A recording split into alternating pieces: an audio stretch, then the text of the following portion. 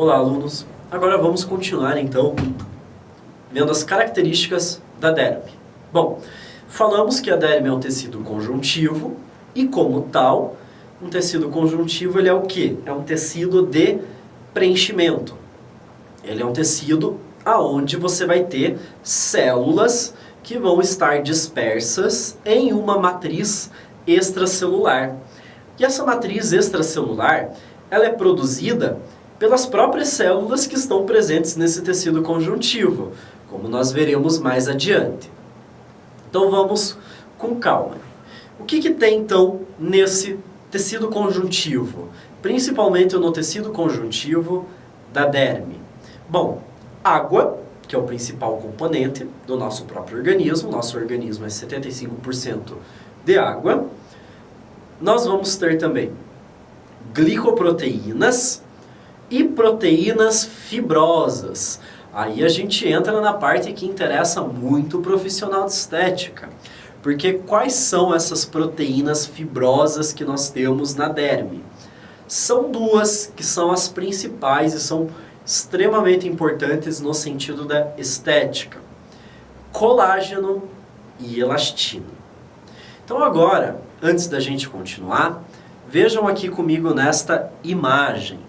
Esta imagem, ela está mostrando a divisão da nossa pele, aonde nós temos então um corte visto em microscópio eletrônico, microscópio óptico, e aqui ele está mostrando o seguinte: essa parte mais vermelhona aqui, né, mais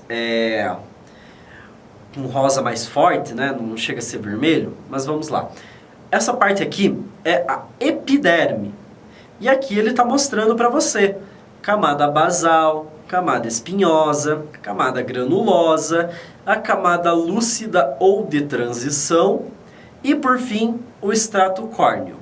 E vejam aqui que logo abaixo da camada basal já começa a derme, né? E a derme, como vocês podem ver, lembra que a gente falou que característica da epiderme é qual?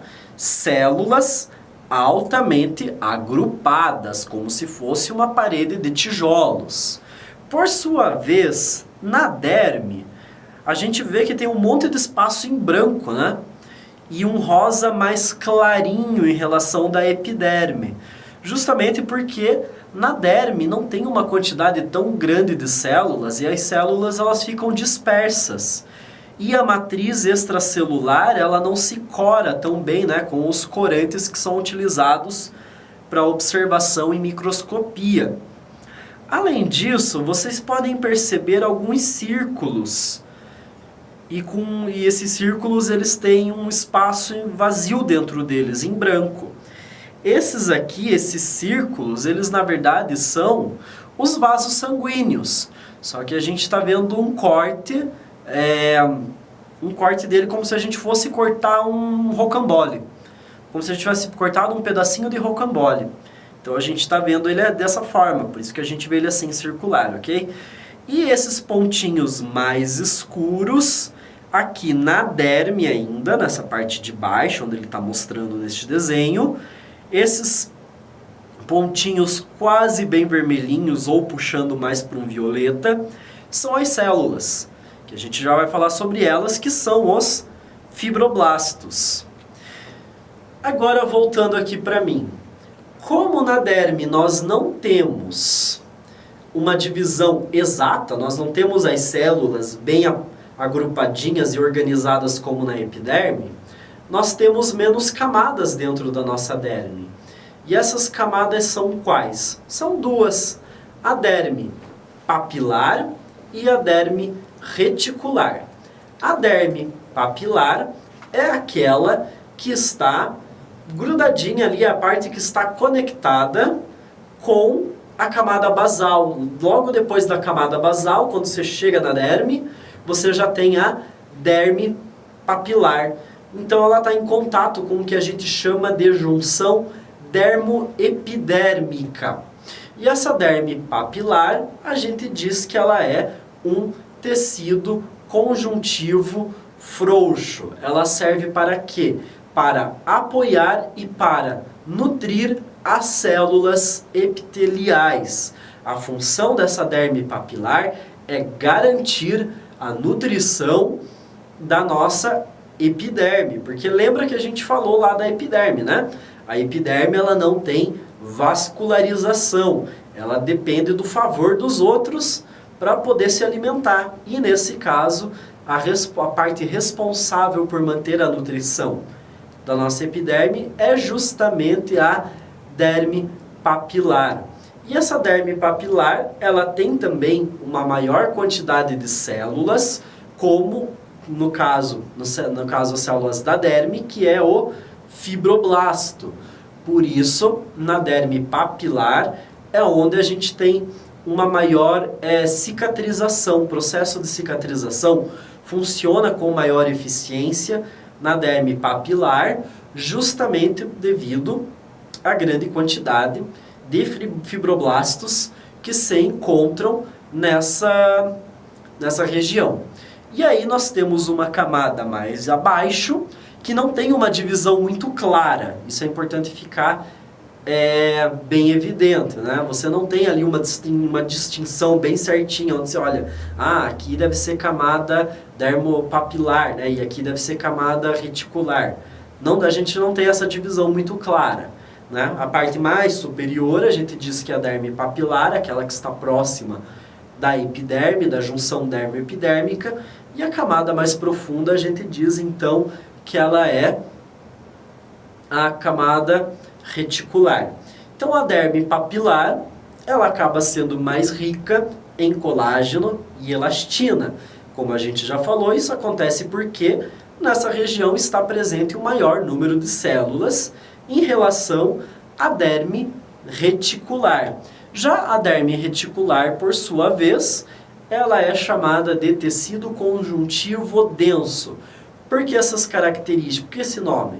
Por causa da característica típica da derme reticular. Ela é uma derme que ela é mais rígida e mais resistente. Ela é a parte responsável por dar à nossa pele a característica de rigidez e também de elasticidade, porque ali você tem esse colágeno com essa função de fazer a resistência. E isso é importante para quê? Só para a nossa pele ficar bonitinha, tudo sem ruga? Não. Na verdade, o nosso corpo não liga para isso, infelizmente. Mas ela serve para quê? Para proteção mecânica. Porque se você não tivesse uma resistência, a nossa pele se arrebentaria a todo instante. Então a nossa pele ela tem que ter um equilíbrio aonde você tem uma quantidade de elastina que possa permitir a pele esticar, porém você tem ali o colágeno para limitar essa elasticidade e evitar que a pele venha a se romper.